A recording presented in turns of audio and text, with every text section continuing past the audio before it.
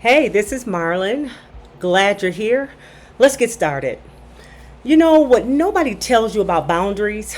It's not setting them that's hard, it's what happens after you set them. That's when the real work happens. That's when your old patterns try to drag you back. And that's when you find out if you're really choosing yourself or if you are still performing peace. So let me tell you a personal story. This is about the day I said no and it pissed someone totally off. And why I would do it all over again. I would not take one thing back. But anyway, here we go. I had a friend, a good friend, or so I thought. And for years, I was the one who dropped everything for whatever she needed. It can be a last minute favor. I'm there. You need something today? I will rearrange my entire schedule. Emergency that's not really an emergency? Call Marlin, call me. I could fix it. But here's the thing. I wasn't being forced. No one made me do it. I did this to myself. I became the self-appointed martyr. I was the one who was always available. The one who made it easy for people to forget that I also had life plans and priorities. But here's what's worse, y'all. I didn't just make it easy for them. I completely abandoned myself. And I cannot blame that on anyone. I take full accountability. I erased my own needs. I showed up like I didn't need anything, like I was fine, just always fine. I was strong enough to handle everything alone. That's what I thought. No, I didn't think that. I pretended that that was true. And honestly, it felt good for a while. It felt like I was needed, like I was important to this person's existence, like I mattered. And I mattered because I showed up until the day I needed them. So I had something going on. I said, I'm going to be vulnerable. I need help. It was really heavy.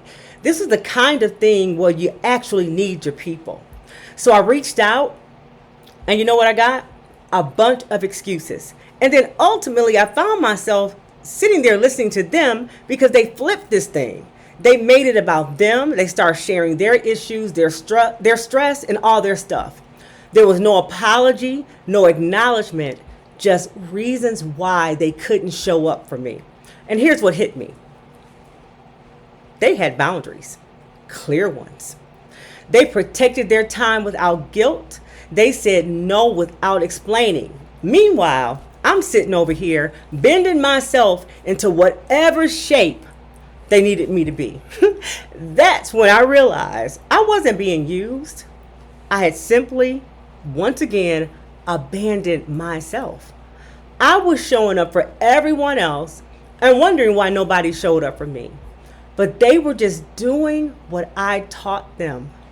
We teach people how to treat us, and I taught them I didn't need help. I got this. I'm good. And I'm going to keep on showing up for you, even though you really never showed up for me. I was strong and that I had everything handled. Lies, all lies. After that conversation, I didn't hear from her for at least 2 or 3 weeks. No checking in. Are you okay? Nothing. And then guess what? They reached out asking for something. Hey, can you? I immediately said no. That was it. No long explanation. No, I'm sorry. No justification. Just nope. Nope. I cannot do that. And girl, let me tell you about the aftermath. They were pissed. Not annoyed, not disappointed, angry, pissed. Because how dare I? How dare I not be available? How dare I change the rules? And for a while, I doubted everything. Let's give it 24 hours. I doubted everything. Did I say it wrong? Was I too harsh? Should I have explained? Should I apologize? Maybe I should just stop and ask them to dial it back. What is it you need me to do? But let me tell you, that voice, that's not intuition. That was conditioning. That's all it was. That little voice, you got to swat it away because it was conditioning because I had allowed myself to be treated that way. That's the part of me that survived by being useful. That's the part that thinks my value is in my availability. But my future self, no, forget the future, my now self was asking me to stand still. Don't rush into making them comfortable. Do not undo your healing because that was healing work. So I sat in that discomfort. I let them be mad. I let the silence sit. And you know what happened? Everybody survived. I realized that I was safe on the other side of that boundary. The world did not end. The relationship didn't explode. And if it had, that would have told me everything I needed to know. Because real relationships can handle your no. Real connection happens when people know your limits and respect them anyway. And if someone can only love you when you're saying yes to everything, that's not love, that's convenience. So here's what I want you to hear. The boundary aftermath, that uncomfortable doubt-filled space, that's not danger, that's detox. That's your nervous system learning that you're safe even when people are disappointed. You don't have to backtrack. You don't have to soften it. You don't have to make it okay for them. Your boundary stands because you have value. You have value.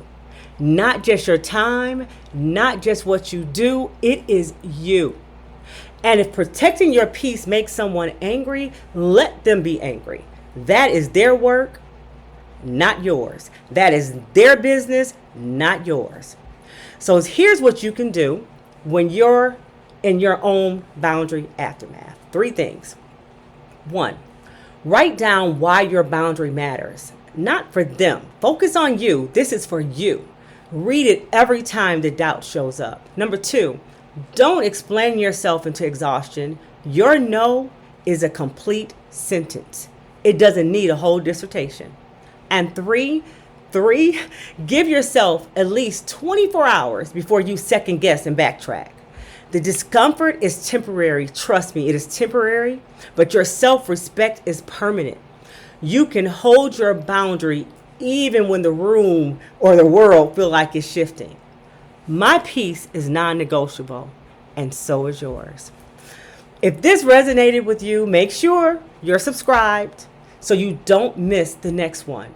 And share this with someone who needs permission to choose themselves. Let's normalize protecting our peace.